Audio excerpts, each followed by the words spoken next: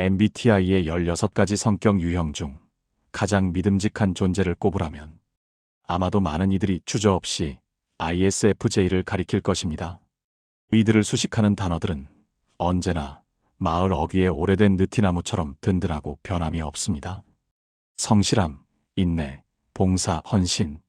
이들은 자신의 편안함보다 타인의 안위를 본능적으로 먼저 살피고 조직과 가정의 평화를 지키기 위해 아무도 맡으려 하지 않는 굳은 일들을 묵묵히 도맡아 처리하는 타고난 수호자들입니다. 화려한 스포트라이트를 받기보다는 무대 뒤편에서 조명과 소품을 챙기며 세상의 질서가 무너지지 않도록 조용히 지탱하는, 그야말로 우리 사회라는 거대한 건물을 떠받치고 있는 보이지 않는 기둥과 같은 존재들입니다. 하지만 우리는 이들의 단단하고 온화한 껍질에 속지 말아야 합니다. 겉으로 보이는 그들의 평온함은 고통을 느끼지 못해서가 아니라 자신의 힘듦을 내색하는 것조차 타인에게 민폐가 될까 두려워 억지로 그리고 습관적으로 삼키고 있기 때문입니다. 나만 참으면 모두가 편안해진다는 믿음 아래 그들은 자신의 감정을 끊임없이 편집하고 검열합니다. ISFJ의 내면, 가장 깊은 곳, 그 심연에는 누구보다 인정받고 싶고 조건 없는 사랑을 확인받고 싶은 여린 어린아이가 울고 있습니다. 그들은 타인의 기대와 의무라는 무거운 등짐을 진 채 정작 자신의 욕구는 철저히 희생하며 고독한 인내의 탑을 쌓고 있습니다. 남들의 이야기는 밤을 새워 들어주지만 정작 자신의 이야기는 들어줄 사람이 없어 마음속에는 해소되지 못한 감정의 찌꺼기들이 시멘트처럼 딱딱하게 굳어가고 있는 중입니다. 그렇기에 역설적이게도 가장 헌신적이고 이타적인 이 영혼들이 무너질 때는 가장 처참하고 파괴적입니다. 자신의 모든 것을 바쳐 지켜온 믿었던 사람에게 배신당하거나 자신의 피, 땀, 눈물 섞인 헌신이 당연한 의무나 호의가 계속된 권리로 취급받을 때 ISFJ는 단순히 슬퍼하는 단계를 넘어 자신의 존재 가치 자체가 송두리째 부정당하는 영혼의 파산을 경험합니다. 더 이상 버틸 힘이 없이 몰린 막다른 벼랑 끝에서 이 온화했던 수호자들은 두 가지의 지옥도를 마주하게 됩니다. 하나는 과거의 사소한 실수와 후회들을 끊임없이 되감기하며 차가운 논리의 칼날로 자신을 난도질하는 과거의 감옥 루프이며, 다른 하나는 평생 억눌러왔던 불안이 활화산처럼 폭발하여 세상의 모든 미래를 돌이킬 수 없는 재앙으로 예언하는 불안의 폭주 그립입니다. 가장 따뜻한 가슴을 가진 이들이 시련 앞에서 어떻게 차갑게 식어가는지, 그 폐허 속에서 어떤 비명을 지르는지, 마침내 무너진 기둥을 어떻게 다시 세워 더 단단한 성을 쌓아 올리는지를 심도 있게 들여다보려 합니다. 이것은 단순히 한 성격 유형에 대한 건조한 분석이 아닙니다. 지금 이 순간에도 타인을 위해 웃고 있지만 속으로는 울고 있는 세상의 모든 상처 입은 수호자들에게 바치는 위로와 치유의 기록입니다. 1. 시련의 늪, 과거라는 감옥에서의 무한 재판. 타인과의 따뜻한 교류를 차단한 채 과거의 기억을 증거로 채택하고 차가운 논리가 검사가 되어 스스로를 유죄로 확정짓는 가혹한 법정. 가장 건강하고 이상적인 상태의 ISFJ를 떠올려 봅니다. 그들은 마치 봄볕이 내리쬐는 잔잔한 호수와 같습니다.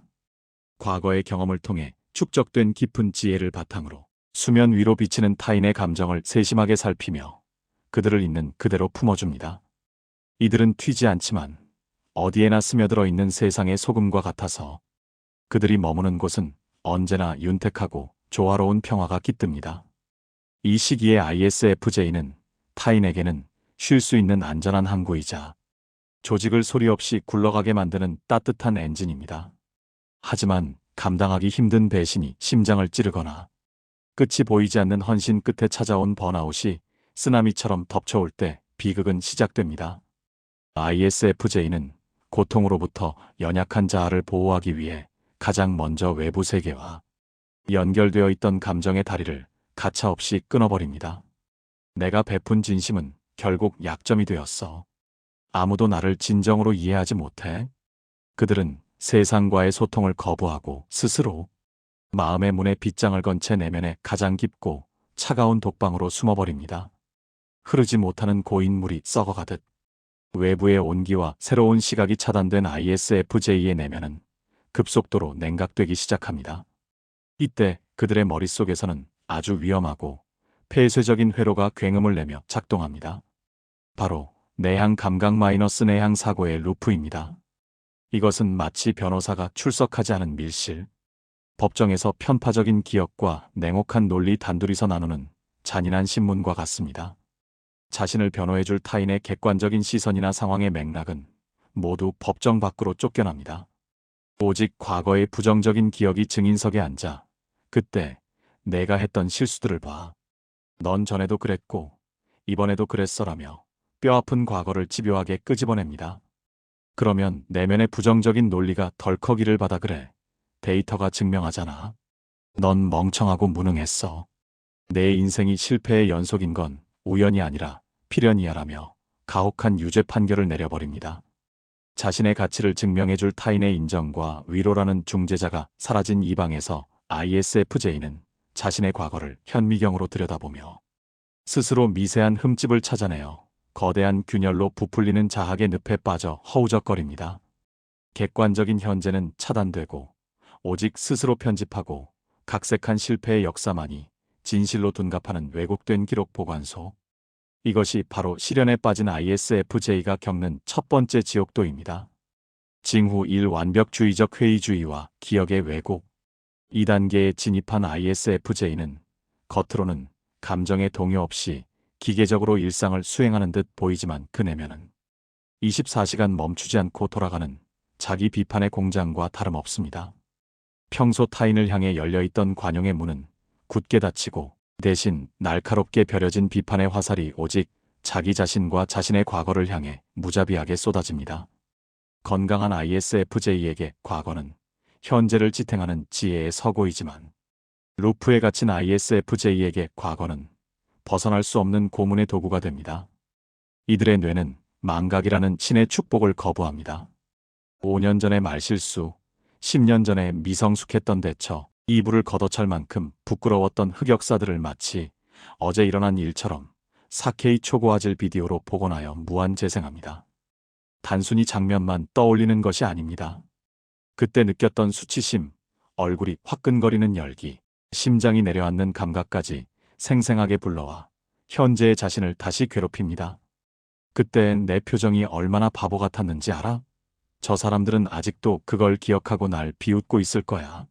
이들은 과거의 찰나를 현미경으로 확대해 그것이 자신의 본질인 양규정해버립니다. 내향 사고가 부정적으로 작동하면 이미 종결된 과거의 사건을 논리의 수술대 위에 다시 올려놓고 불가능한 가정을 시작합니다. 그때 내가 그 말을 하지 않고 3초만 더 참았더라면, 그때 감정에 휘둘리지 않고 그 선택을 했더라면 결과는 완벽했을 텐데, 당시에는 최선이었던 선택조차 현재의 차가운 논리로 난도질하며 모든 불행의 원인을 자신의 지능 부족이나 판단 착오 탓으로 돌립니다. 이는 돌이킬 수 없는 시간을 되돌리려는 헛된 시도이며 스스로를 영원한 죄인으로 만드는 정신적 자해입니다. 가장 슬픈 변화는 따뜻했던 인간관계를 차가운 거래로 격화시키는 것입니다. 상처받지 않기 위해 이들은 자신이 베풀었던 배려와 헌신을 숫자로 환산하여 장부에 기록하기 시작합니다. 나는 그동안 그 사람에게 100만큼의 에너지를 썼어. 그런데 돌아온 건 고작 10이야. 이건 논리적으로 매우 비효율적인 거래였고 나는 사기를 당한 셈이야. 상대방의 사정이나 감정적인 교류의 가치는 0으로 처리됩니다. 이 계산법에 따르면 세상 모든 관계는 손해보는 장사일 뿐입니다. 결국 사람은 믿을 게 못 돼. 잘해줘봤자 소용없어라는 깊은 회의주의에 빠져 타인에게 곁을 내주지 않는 차가운 요새 속에 스스로를 유폐시킵니다. 징후 이 꼬리에 꼬리를 무는 부정적 반추와 자책. ISFJ가 가진 최고의 미덕인 꼼꼼함과 책임감은 시련을 만나는 순간 주인을 찌르는 가장 날카로운 집요함이라는 도구로 변질됩니다. 2단계의 ISFJ는 문제의 해결책을 모색하는 건설적인 사고를 멈추고 오직 문제의 원인을 자신의 내면에서 발굴해내는 자기 파괴적인 고고학에 몰두합니다. 조직의 위기가 닥치거나 인간관계에 균열이 생길 때 건강한 사람은 상황적 요인이나 타인의 과실을 객관적으로 분리해냅니다. 하지만 루프에 빠진 ISFJ의 시야는 극도로 좁아져 외부의 변수는 모두 삭제되고 오직 나의 부족함만이 거대하게 부각됩니다. 상사가 기분이 나쁜 것도, 프로젝트가 외부 요인으로 지연된 것도, 심지어 날씨가 좋지 않아 야유회를 망친 것조차 자신의 탓으로 돌립니다. 내가 아침에 분위기를 잘 살피지 못해서 상사 기분이 상한 거야. 내가 더 완벽하게 플랜 B를 준비했어야 해. 이는 겸손이 아닙니다. 자신을 세상의 모든 불행을 야기한 원죄의 근원으로 규정하는 병적인 인지 왜곡입니다. 이들의 자책이 위험한 이유는 그 밑바닥에 내가 모든 상황을 통제할 수 있었다는 비논리적인 전능감이 깔려있기 때문입니다. 사실 인간관계나 사회적 사건은 한 개인이 통제할 수 없는 수만 가지 변수로 이루어져 있습니다. 하지만 ISFJ는 이 한계를 인정하지 않습니다. 내가 눈치가 빨랐다면 막을 수 있었어라는 말은 역설적으로 나는 타인의 감정과 미래까지 통제할 능력이 있는 사람이어야 한다는 오만한 기준을 스스로에게 들이대는 것입니다. 불가능한 미션을 스스로에게 부여하고 그것을 달성하지 못했다고 스스로를 가혹하게 채찍질하는 것. 이것이 ISFJ가 겪는 자책의 본질입니다. 과거의 데이터를 분석해보니 결론은 항상 나의 부족함으로 귀결됩니다. 그렇다면 논리적으로 도출되는 다음 행동은 아무것도 하지 않는 것입니다. 무언가를 시도하면 또다시 나의 부족함으로 인해 실패할 것이라는 확신이 들기 때문입니다. 이들은 불확실한 미래의 행복보다 고통스럽더라도 예측 가능한 현재의 불행을 택합니다. 낯선 도전이 주는 설렘은 공포가 되고 익숙한 고통은 안락함이 됩니다. 결국 자신의 좁은 방, 익숙한 업무, 오래된 관계라는 최소한의 안전지대 밖으로 단 한 발자국도 나가지 않으려 하며 스스로의 가능성을 질식시킵니다. 징후 3 차가운 의무 방어전, 영혼 없는 순종.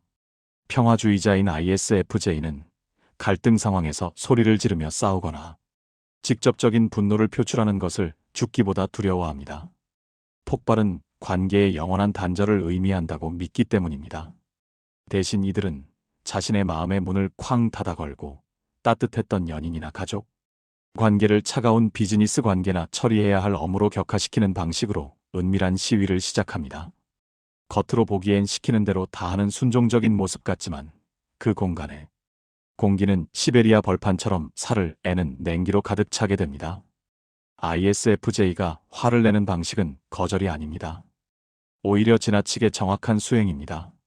이를테면 노동조합이 파업 대신 규정대로만 일하며 업무를 마비시키는 준법 투쟁과 같습니다. 상대가 무리한 요구를 하거나 상처를 주면 ISFJ는 그동안 발휘했던 알아서 챙겨주던 배려를 완전히 거두어드립니다. 물 좀 줘라고 하면 정말 물만 줍니다. 평소라면 컵받침을 챙기거나 온도를 맞췄겠지만 이제는 그런 플러스 알파의 정성을 들이지 않습니다.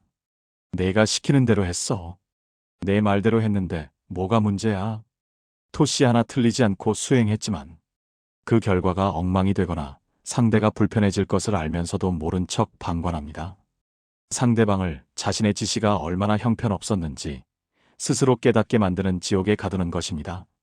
2단계의 ISFJ는 상대방을 물리적으로는 곁에 두지만 심리적으로는 지구 반대편으로 유배 보냅니다. 대화는 오직 네, 아니요, 몰라요의 단답형으로만 이루어집니다. 가장 무서운 것은 눈맞춤의 부재입니다. 같은 공간에서 밥을 먹고 TV를 보지만 절대로 상대의 눈을 바라보지 않습니다. 상대방은 분명 ISFJ와 함께 있는데도 마치 벽과 대화하는 듯한 끔찍한 고립감을 느낍니다. 화났어?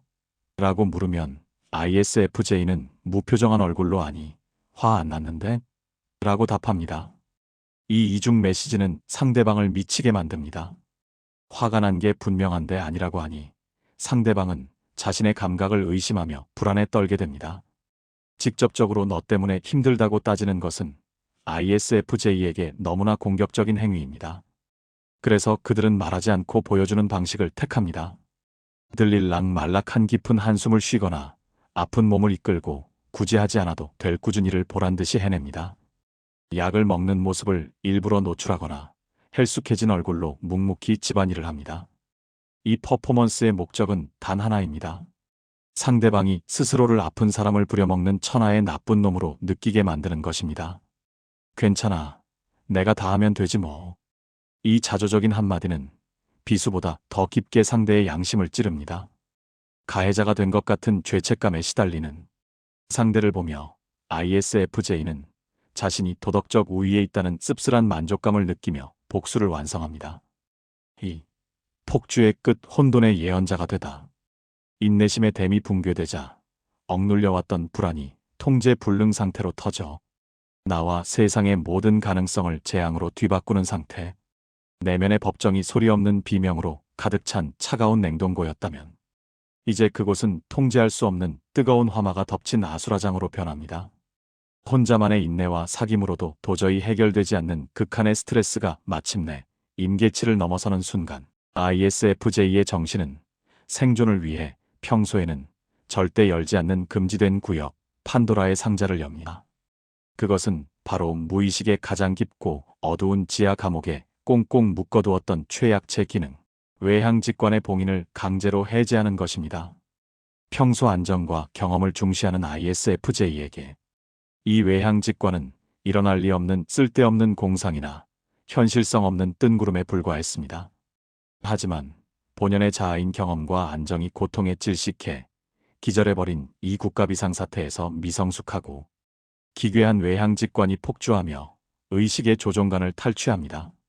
이 현상은 마치 평생토록 험한 파도 앞에서도 평정심을 잃지 않던 베테랑 항해사가 갑자기 나침반을 집어던지고 미쳐버려 폭풍이 온다.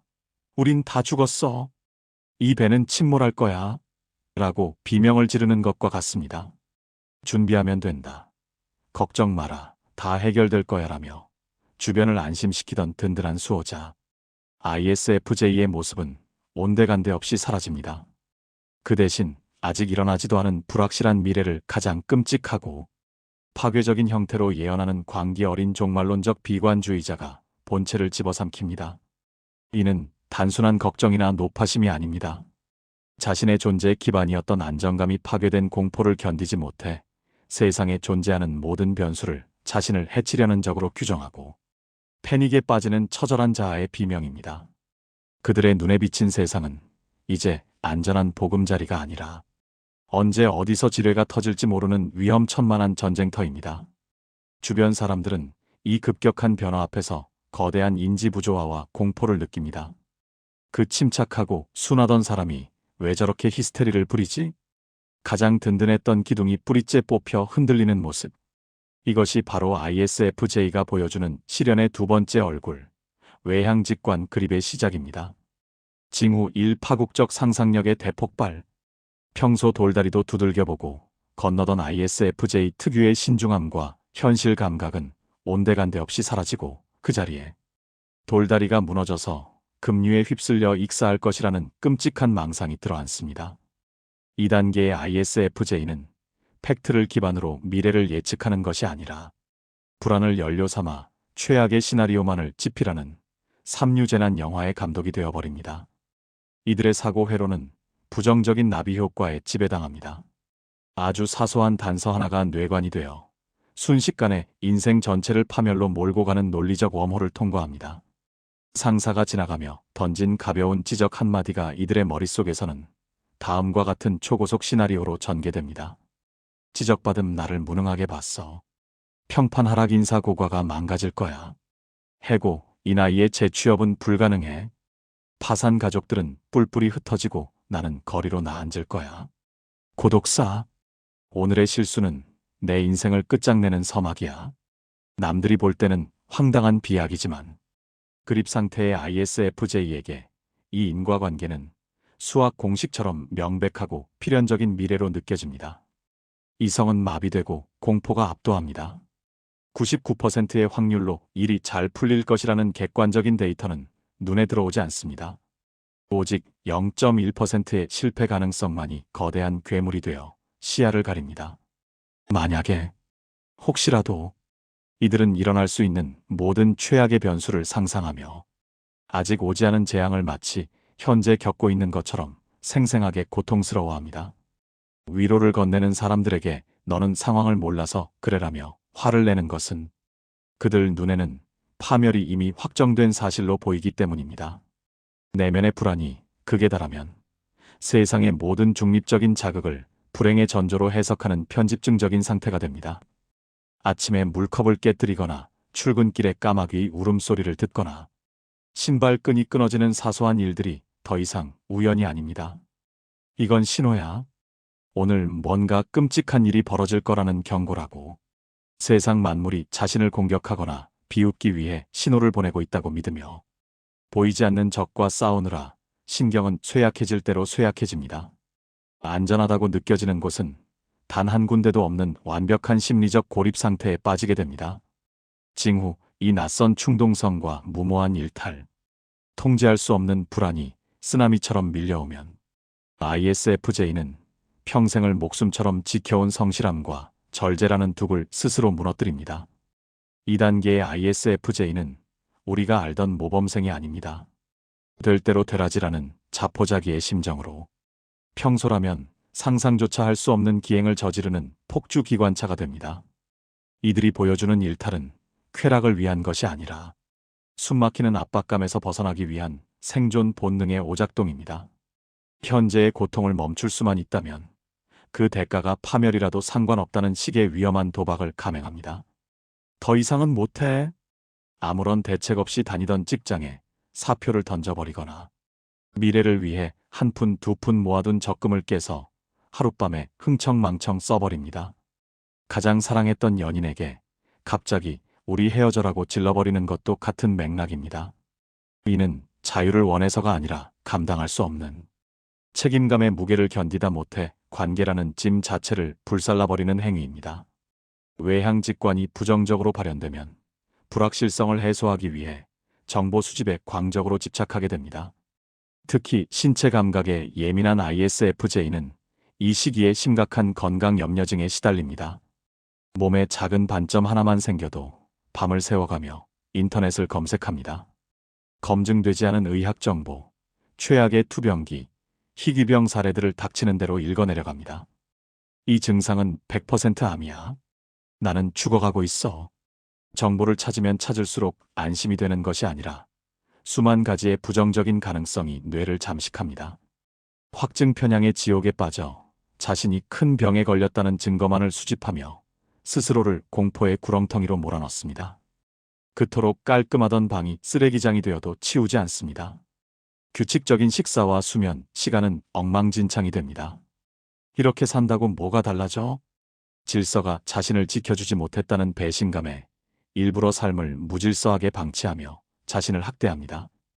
헝클어진 머리, 초점 없는 눈동자, 무너진 생활 리듬은 그들의 내면이 얼마나 처참하게 파괴되었는지를 보여주는 시각적인 증거입니다. 징후 3원신의 파업선언, 비뚤어진 보상심리. 2단계는 ISFJ에게 찾아오는 가장 서글프고도 처절한 반란의 시간입니다. 자신의 뼈를 깎는 헌신이 철저히 무시당했거나 혹은 이용해 먹기 좋은 호의로 취급받았다고 느낄 때 ISFJ는 더 이상 호구가 되지 않기 위해 자신의 영혼과도 같은 선함과 배려를 스스로 쓰레기통에 처박아 버리는 극단적인 선택을 합니다. ISFJ는 본래 성실함, 도덕성, 이타심을 삶의 가장 고귀한 신조로 삼는 사람들입니다. 하지만 그립 상태에 빠지면 이 신념 체계를 정반대로 뒤집어버리는 도덕적 자살을 시도합니다. 착하게 살아봤자 남는 건 상처뿐이야. 세상은 원래 양육강식이야. 이들은 억지로 이기적이고 계산적인 사람이 되기 위해 발버둥 칩니다. 타인의 호의조차 순수하게 받아들이지 못하고 저 사람도 나에게서 뭔가를 빼앗아 가려고 저러는 거야라며 의심의 눈초리로 세상을 바라봅니다. 이는 본성이 변한 것이 아니라 너무 많이 다친 초식동물이 생존을 위해 어설프게 육식동물의 가죽을 뒤집어 쓴 슬픈 위장술입니다. 평소라면 절대 하지 않을 남에게 피해를 주는 행동을 보란듯이 감행하며 비뚤어진 쾌감을 느낍니다. 하지만 그 일탈조차 거창한 범죄가 아닌 소심하고 찌질한 형태일 때가 많습니다. 줄을 새치기 하거나 쓰레기를 길바닥에 투척하거나 공공장소에서 일부러 크게 떠드는 등 사소한 규범들을 어기며 나도 이제 나쁘게 살 거야. 나를 좀 무서워해줘. 라고 세상에 소리칩니다. 이러한 행동은 내가 이만큼 망가졌으니 세상도 나에게 사과해야 해라는 유아적인 보상 심리이자 누구라도 좋으니 제발 나를 말려달라는 역설적인 구조 요청입니다. 가장 고통스러운 증상은 타인의 순수한 도움 요청이나 선의를 마주할 때 나타납니다. 누군가 도와주세요라고 손을 내밀면 그 모습에서 거절하지 못하고 이용만 당했던 과거의 자신이 겹쳐 보여 견딜 수 없는 혐오감을 느낍니다. 세상이 만만한 줄 알아? 내 일은 내가 알아서 해. 가장 따뜻했던 수호자가 가장 차가운 방관자가 되어 내뱉는 이 독설은 사실 타인을 향한 공격이 아닙니다. 제발 너는 나처럼 살지 말라며 과거에 미련했던 자기 자신을 향해 지르는 비명이자 뒤늦은 자책의 회초리질입니다. 3. 회복의 열쇠머리를 비우고 가슴을 열어라. 무너져 내린 ISFJ를 구원하는 것은 역설적이게도 지친 몸을 뉘일 혼자만의 시간이나 문제의 원인을 파헤치는 철저한 분석이 아닙니다. 지금 당신의 내면은 고장난 논리와 왜곡된 기억으로 가득 찬 폐쇄, 회로와 같기에 그 안을 혼자 파고들면 들수록 답을 얻기는커녕 바닥을 알 수 없는 깊은 수렁으로 빨려 들어갈 뿐입니다. 단언컨대 당신은 지금 생각이 부족해서가 아니라 생각이 너무 많아서 불행한 것입니다. 이 차갑고 어두운 자의식의 독방에서 당신을 건져 올릴 유일하고도 가장 강력한 동아줄은 바로 당신이 상처받지 않기 위해 잠시 내려놓았던 가장 빛나는 무기, 외향 감정을 다시 세상과 연결하는 것입니다. 지금 당신의 머릿속을 끊임없이 맴도는 나는 부족한 사람이야. 미래는 암울하기만 해라는 속삭임은 결코 진실이 아닙니다. 그것은 타인과 단절된 채 과열된 뇌가 만들어낸 찌직거리는 노이즈일 뿐입니다. 이 질식할 것 같은 밀실에서 살아남는 유일한 방법은 분석을 멈추고 굳게 닫힌 마음의 창문을 열어 밖으로 나가는 것입니다. 당신을 진심으로 아끼는 사람들의 눈동자를 마주 보십시오. 그들의 목소리에 귀를 기울이고 당신의 헌신이 결코 헛되지 않았음을, 당신이 존재 자체만으로도 얼마나 사랑받을 자격이 있는 사람인지를 타인의 언어를 통해 확인받아야 합니다. 혼자 끙끙 앓으며 키워온 거대한 고민의 덩어리를 입 밖으로 꺼내어 공기 중에 흩뿌리십시오. 그리고 되돌아오는 따뜻한 위로의 온기를 통해 차갑게 식어버린 당신의 가슴을 다시 데워야 합니다. 스스로를 판단하기를 멈추고 타인과 연결되기 시작하는 것, 그것만이 당신이 살 길이며 가장 ISFJ다운 따뜻한 부활의 서막입니다. 스텝 1. 재판 중단 자기 검열의 스위치를 내려라. 가장 먼저 시급하게 수행해야 할 미션은 당신의 머릿속에서 24시간 불이 꺼지지 않고 열리고 있는 자기 비판 법정을 강제로 폐정하는 것입니다. 지금 이 법정은 공정하지 않습니다.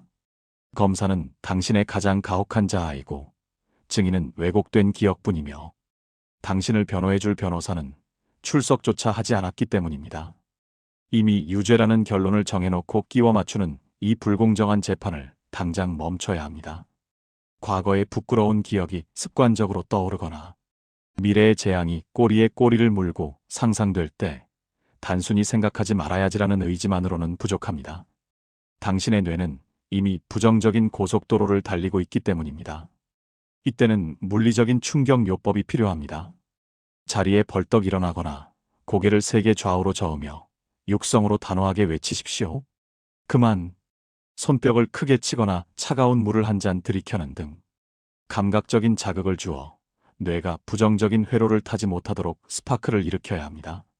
이는 튀는 레코드판의 바늘을 강제로 들어올리는 것과 같은 응급처치입니다. ISFJ인 당신을 병들게 하는 것은 모든 사람을 만족시켜야 한다는 강박과 한치의 실수도 없어야 한다는 완벽주의입니다. 하지만 기억하십시오. 당신은 전지전능한 신이 아니라 피로를 느끼고 실수를 하는 인간입니다. 오늘부터 당신의 목표 점수를 100점에서 60점으로 과감하게 낮추십시오. 남들에게 욕먹지 않을 만큼만 딱 중간만 하겠다는 마음가짐이 필요합니다.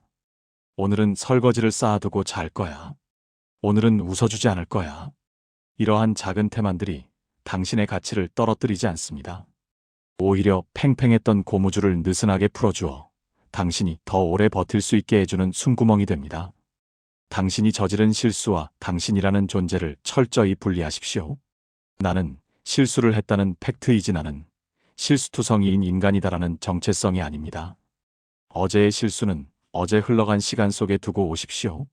그것을 오늘까지 끌고 와서 스스로를 난도질하는 것은 반성이 아니라 자해입니다. 나는 완벽하지 않지만 그럼에도 불구하고 사랑받을 자격이 충분하다. 이 문장을 주문처럼 외우며 스스로에게 무죄를 선고하십시오. 스텝 2. 연결의 복구 타인의 온기로 나를 데우다. 당신의 생명력은 고독한 동굴이 아닌 사람과 사람 사이의 따뜻한 공기 속에서 충전됩니다. 혼자 방구석에 틀어박혀 이불을 뒤집어 쓰고 있는 것은 방전된 배터리가 충전기 없이 스스로 살아나길 바라는 것과 같습니다. 이제 그만 문을 열고 나오십시오. 그리고 당신의 언어 체계를 논리에서 감정으로 전환해야 합니다. 지금 당신에게 필요한 것은 문제 해결을 위한 조언이나 잘잘못을 따지는 판결문이 아닙니다. 그저 엉망진창인 당신의 마음을 받아줄 감정의 쓰레기통이 필요합니다. 믿을 수 있는 친구나 가족에게 전화를 거십시오.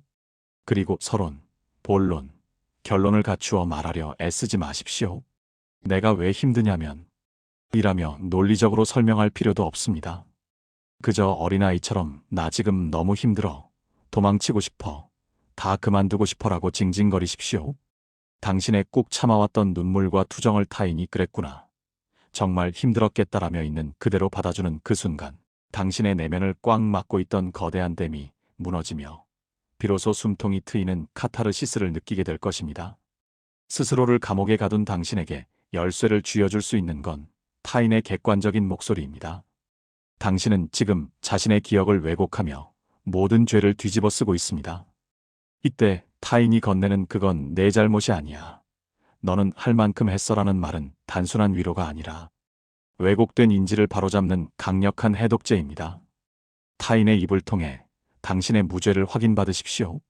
꽁꽁 얼어붙었던 죄책감의 빙하가 타인의 따뜻한 긍정으로 녹아내리는 기적을 경험하게 될 것입니다. 거창한 봉사활동을 하라는 것이 아닙니다.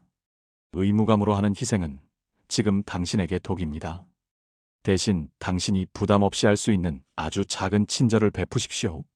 가족을 위해 좋아하는 찌개를 끓이거나 동료의 책상 위에 조용히 초콜릿 하나를 올려두는 것만으로 충분합니다. 상대방이 그것을 보고 환하게 웃으며 고마워, 덕분에 기분 좋아졌어라고 말할 때 그 미소는 당신의 존재 가치를 비추는 가장 확실한 거울이 됩니다. 아, 나는 여전히 누군가에게 기쁨을 줄 수 있는 사람이구나. 나는 여전히 쓸모있고 좋은 사람이구나. 이 작은 효능감들이 벽돌처럼 하나둘 쌓여 무너진 자존감의 성벽을 다시 단단하게 재건할 것입니다. 스텝 3. 일상의 재건. 소소한 루틴이 주는 위대한 안정. 폭주하던 불확실한 미래의 망상을 잠재우고 당신이 가장 잘하는 것, 즉 현재의 감각을 되찾아야 할 시간입니다. ISFJ에게 매일 반복되는 평범한 일상은 지루한 것이 결코 아닙니다. 그것은 거친 세상의 파도 속에서 당신의 영혼이 흔들리지 않고 뿌리내릴 수 있게 해주는 가장 단단하고 안전한 대지입니다. 지금 당신을 괴롭히는 거창한 미래 계획이나 인생의 목표는 잠시 서랍 깊숙이 넣어두십시오. 대신 당신의 시야를 당장 오늘 내 손이 닿는 거리로 좁혀야 합니다. 오늘 저녁에 먹을 가장 맛있는 메뉴를 신중하게 고르거나 내일 아침에 입을 옷을 미리 다림질해 두는 것. 이 사소한 행위들은 시간 낭비가 아닙니다. 내 뜻대로 되지 않는 세상 속에서 적어도 내 저녁 식사와 내 옷차림은 내가 완벽하게 통제할 수 있다는 효능감을 되찾아주는 중요한 의식입니다. 이러한 통제 가능한 작은 기쁨들이 모자이크처럼 하나둘 모일 때 막연했던 불안은 설 자리를 잃고 밀려날 것입니다. 지금 당신의 뇌는 새로운 자극을 처리할 에너지가 없습니다.